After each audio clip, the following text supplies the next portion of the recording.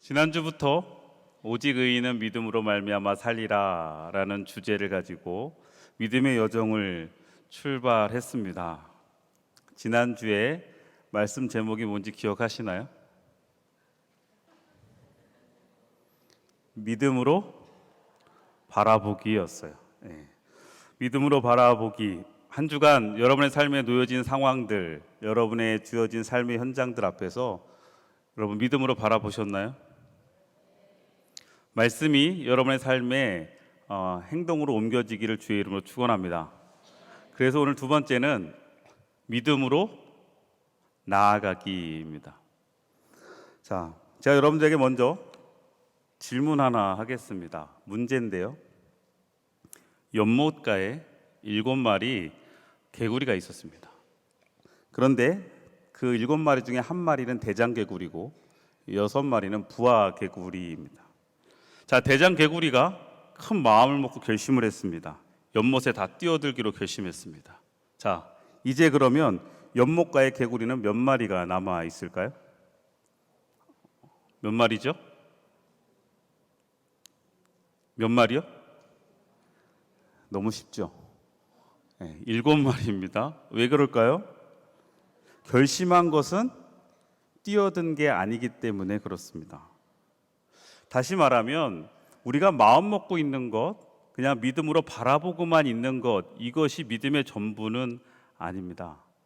믿음이라고 하는 것은요, 하나님의 주권을 인정하고 하나님의 말씀을 신뢰하는 것이라고 지난주에 말씀을 드렸는데, 그 하나님의 주권을 인정하며 하나님의 말씀을 신뢰하며 바라보는 것에서 멈춰서는 것이 아니라 그 다음 그 시선을 가지고 나아가는 것, 이것이 바로 진정한 믿음이라는 겁니다. 그래서 내가 하나님을 믿는다는 것은 행동으로 드러나야 되죠. 그래서 저는 믿음은 동사다라는 표현을 여러분들에게 제시하고 싶어요. 믿음은 명사가 아니라 동사다. 무슨 얘기인가요? 믿음은 우리가 그냥 가지고 있는 것이 아니라, 내가 가지고 있는 것이 믿음이 아니라 내가 어떻게 행동하느냐가 믿음으로 드러나는 겁니다. 여러분들은 어떠십니까? 여러분의 삶에 믿음의 행함이, 믿음의 나아감이 있으십니까?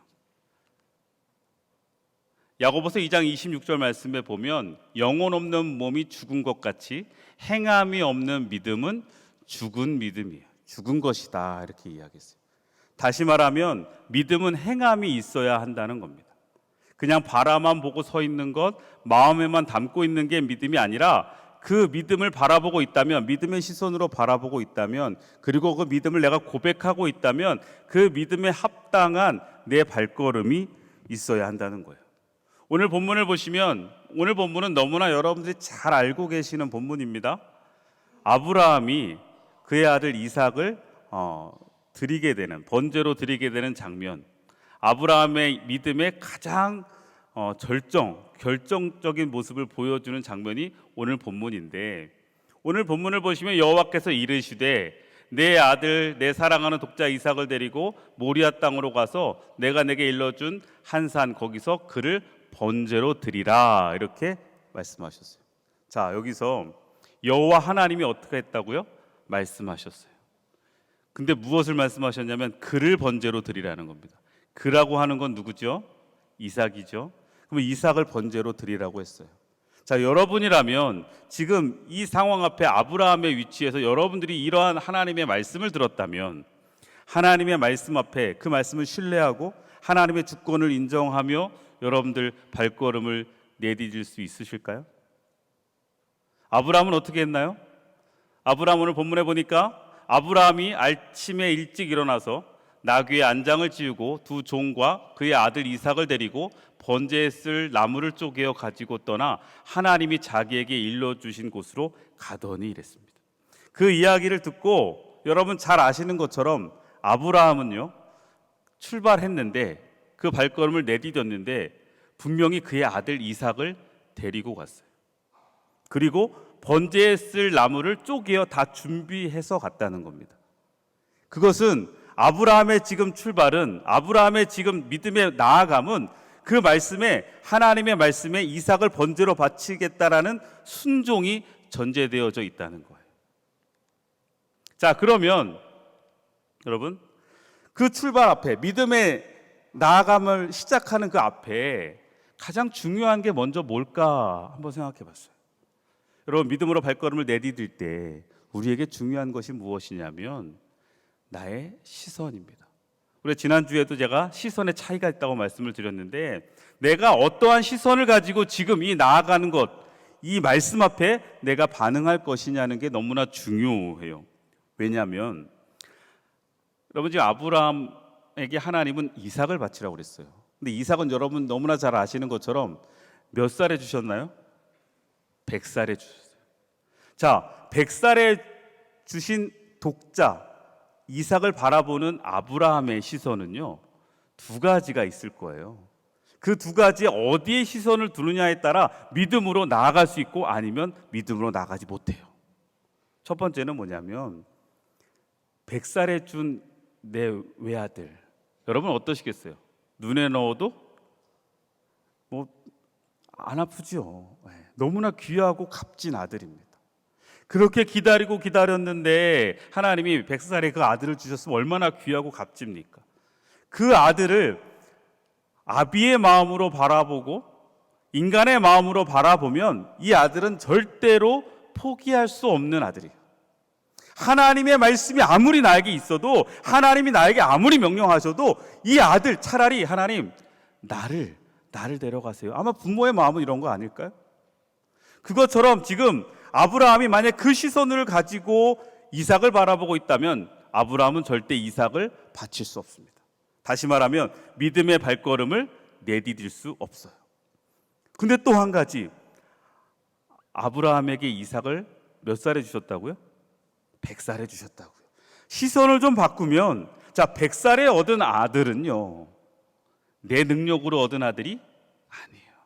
만약에 이삭을 한 30살쯤 줬으면, 아니 좀 넉넉히 써서 한 50살에만 줘도 늦둥이로 낳은 아들, 내 능력으로 낳은 아들, 내 힘으로 낳은 아들이기 때문에 그건 내 힘, 내 능력으로 낳은 내 아들이죠.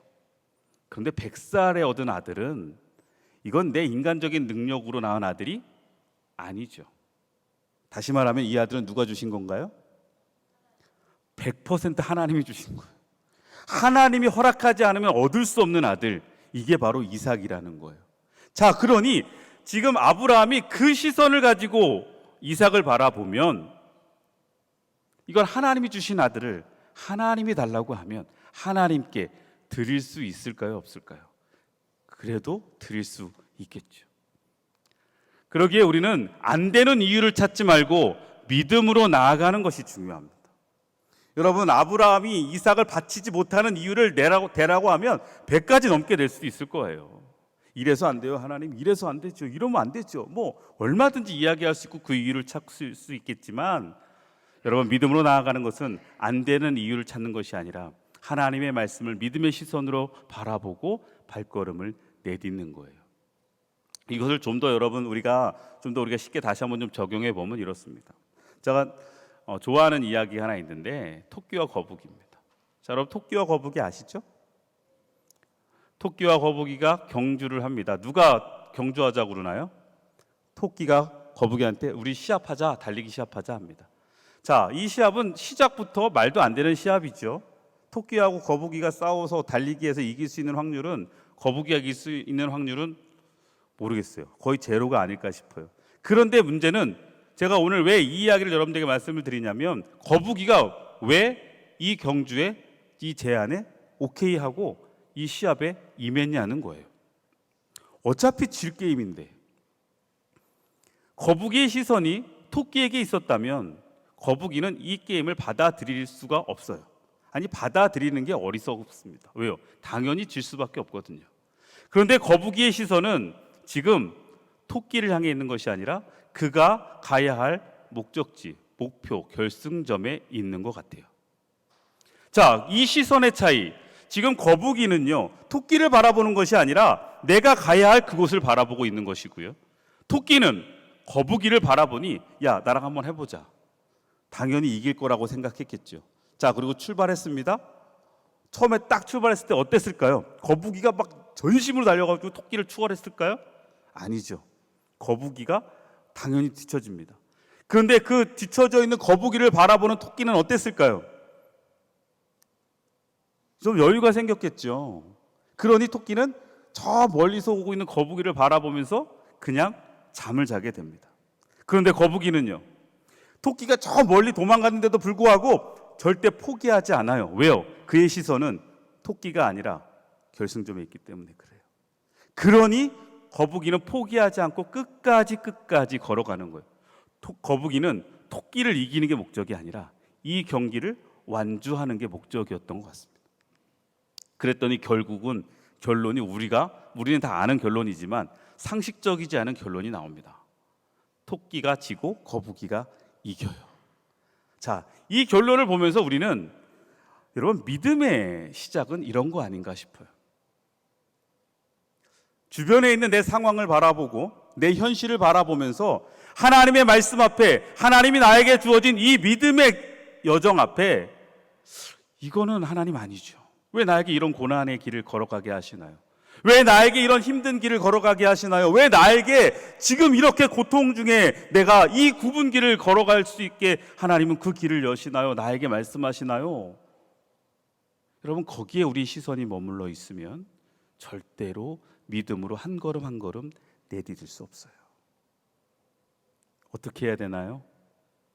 우리의 시선이 지금 놓여지는 그 어려움의 상황이 아니라 저 멀리 하나님의 말씀의 약속을 신뢰하는 거기에 있어야 우리가 담대히 한 걸음을 내디딜 수 있는 거예요. 아브라함은 그랬던 겁니다. 자, 그런데 여러분, 믿음으로 나아가는 것 앞에 중요한 것 또 한 가지가 있어요. 그것은 뭐냐면 지금 자전거를 가르쳐주고 있는 아빠의 모습이 보이는데, 저도 어릴 때 저희 아버지가 자전거를 저에게 가르쳐 주셨고 저도 그래서 자전거를 잘 탑니다. 그리고 저희 아이들에게도 특히 이제 막내 같은 경우는 제가 자전거를 가르쳐 줬어요. 근데 여러분, 자전거 타시는 분들은 아시겠지만 자전거 처음 탈 때 제일 힘든 게 뭘까요? 바닥에서 발을 띄어서 페달에 발을 얹는 게 제일 힘들어요. 잘 안 되거든요. 자, 그러면 여기서 여러분들에게 한 가지 또 질문을 좀 드릴게요. 자, 자전거를 타려면 균형을 잡는 게 먼저일까요? 전진하는 게 먼저일까요? 균형을 잡는 게 먼저일까요? 전진하는 게 먼저일까요? 균형을 잡는다고 이야기하시는 분은 자전거 못 타시는 분이에요. 균형을 잡고 자전거를 타려고 하면 아무리 자전거를 잘 타는 분도 쉽지 않아요. 두발 자전거 균형 잡고 서 있는 거 쉽지 않거든요. 자전거를 처음 타는 사람들이 자전거를 못 타는 이유가 뭐냐면 균형을 잡고 출발하려고 하기 때문에 그래요. 그런데 여러분, 자전거를 잘 타는 것은 균형을 잡고 출발하는 게 아니라 일단 출발하다 보면 균형이 잡히는 거예요. 믿음으로 나아가는 것도 마찬가지입니다. 여러분, 믿음으로 나아가려고 하는데 하나님, 저는 아직 안 돼요. 나 아직 이거밖에 안 된다고요. 제 믿음이 이거밖에 안 되는데 하나님 어떡해요? 좀 제가 성숙해지면, 조금 제가 믿음 더 좋아지면 그때 발을 내디딜게요. 보통 이렇게 이야기하시죠. 그런데 아니거든요. 믿음으로 나아가는 것은 내가 완전해지고 성숙해진 다음 내디는 것이 아니라 내가 발을 내디딤으로 말미암아, 믿음으로 나감으로 말미암아 우리가 성숙해지고 더 하나님 보시기에 아름답게 세워지는 겁니다. 그래서 여러분, 나아갈 때 넘어지는 것을 두려워하지 마세요. 믿음으로 나아가길 때 여러분, 넘어지는 것을 두려워하지 말고 한 발 내딛는 것이 중요해요. 왜요? 여러분, 잠언 24장 16절 말씀 보시면 대저 의인은 7번 넘어질지라도 다시 일어나려니와 악인은 재앙으로 말미암아 엎드려지느니라 그랬어요. 의인은 7번 넘어져도 다시 일어난다고 말씀하십니다. 왜요? 우리에게는 여러분, 오뚜기가 넘어지면 다시 일어나는 이유가 왜인 줄 아십니까? 넘어지는 것 같아도 벌떡벌떡 일어나잖아요. 오뚜기. 왜 그럴까요? 밑에 무거운 추가 중심을 잡고 있기 때문이에요.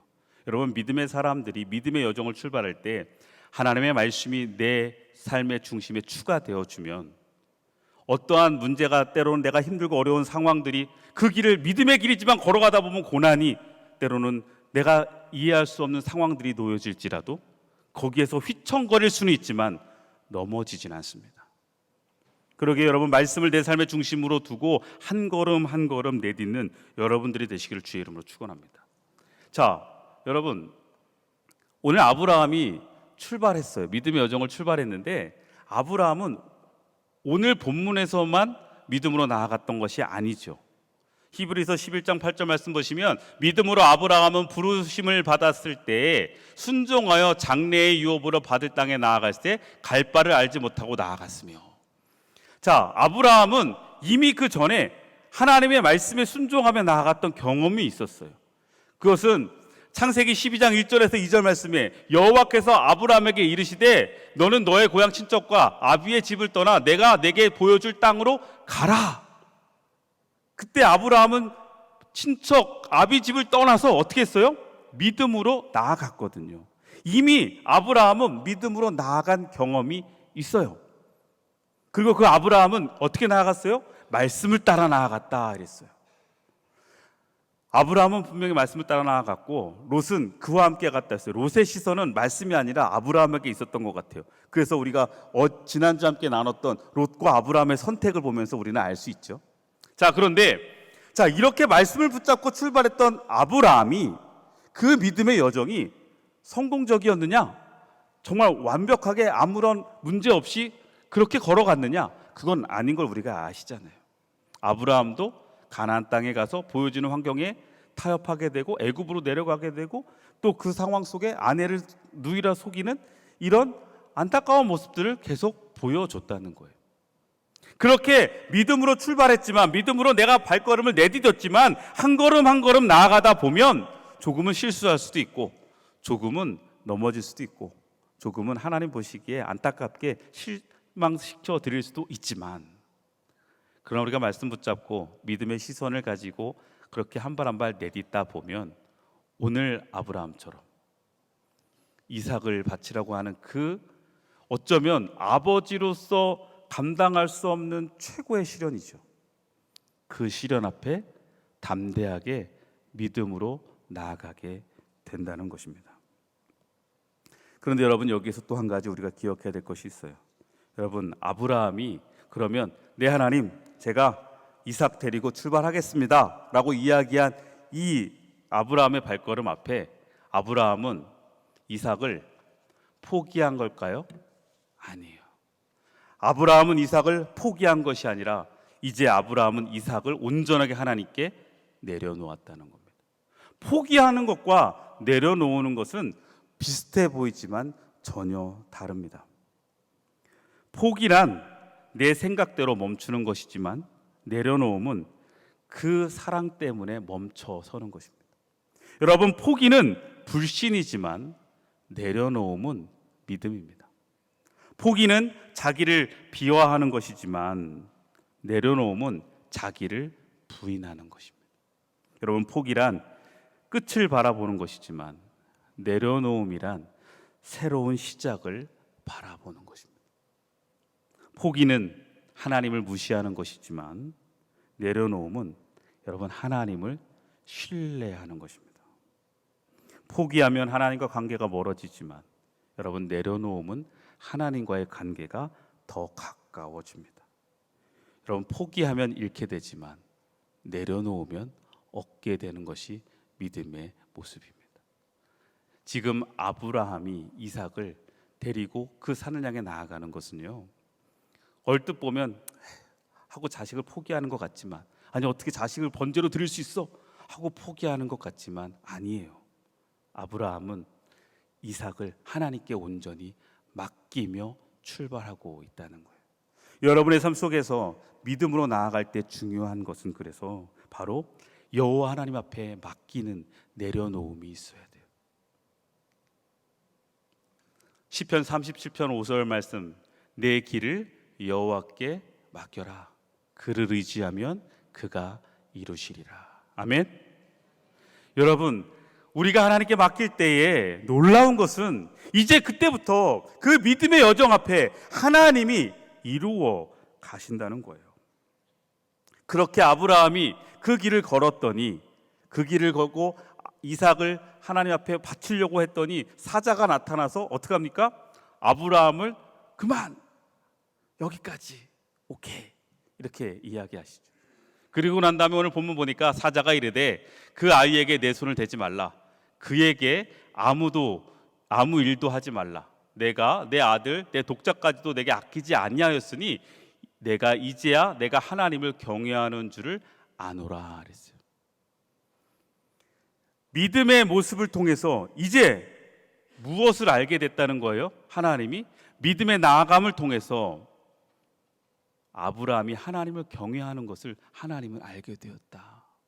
여러분, 믿음은 순종으로 증명되어지는 겁니다. 여러분의 삶 속에서, 여러분의 상황 속에서 우리가 주여 주여 입으로만 고백하는 것이 아니라 내 마음속으로 내 하나님 믿죠, 내 하나님 신뢰합니다 마음으로만 담는 것이 아니라 그 믿음이 하나님의 말씀에 근거되어져서 그 말씀을 향해 내가 순종하며 걸어 나아갈 때 그것으로 우리의 믿음이 증명되어지는 거예요. 걸어 나아가시기를 주의 이름으로 축원합니다. 한 발 한 발 내디뎌 보시기를 주의 이름으로 축원합니다. 자, 그렇게 아브라함이 순종하며 하나님께 인정받았어요. 그런데 여기서 끝나지 않더라고요. 오늘 본문을 보니까 아브라함이 눈을 들어 살펴본즉 한 순양이 뒤에 있는데 뿔이 수풀에 걸려 있는지라 아브라함이 가서 그 순양을 가져다가 아들을 대신하여 번제로 드렸더라. 자, 아브라함이 이삭을 데리고 올라가서 아들을 묻고 그 다음에 아들 번제단을 쌓고 하는 동안 저는 이런 의문을 갖게 돼요. 그 순양이 거기 원래 없었을까? 근데 그때도 있었을 것 같아요. 근데 그때는 안 보이는 거예요. 여러분, 믿음으로 순종하고 믿음의 길을 걸어 나아갔을 때 하나님의 때에 우리는 드디어 무엇을 보게 되나요? 아브라함은 이야기합니다. 그 땅의 이름을 여호와 이레라. 하나님이 그 산에서 준비하셨다. 여러분, 믿음으로 나아가게 될 때 믿음의 삶의 축복은 하나님이 이미 준비하신 그 놀라운 은혜, 하나님이 계획하신 축복들을 경험하게 된다는 거예요. 근데 여러분 아세요? 내가 나아가지 않으면 이 여호와 이레를 경험할 수 없습니다. 한 임금이 신하를 불러서 이상한 명령을 내립니다. 이 우물을 길어 저 밑빠진 독에 부어라. 그리고 그 밑빠진 독을 채워라. 밑빠진 독에 물을 채워질 리가 없지요. 많은 신하들이 한번 해보려고 연못에 있는 물을 기르기 시작하는데 계속 그 밑빠진 독은 물을 담아낼 수 없습니다. 많은 신하들이 다 포기해버립니다. 그런데 한 신하가 끝까지 포기하지 않고 그 물을, 연못에 있는 물을 하루 이틀 계속 퍼서 그 밑빠진 독에 붓기 시작합니다. 그렇게 하루가 지나가고 이틀이 지나가고 3일이 지나가요. 어느덧 연못에 있는 물이 다 바닥을 드러내기 시작하는 거예요. 바닥을 드러냈는데 그 바닥에 무슨 작은 상자가 하나가 있는 거예요. 그래서 이 신하는 그 상자를 가지고 임금에게 갔어요.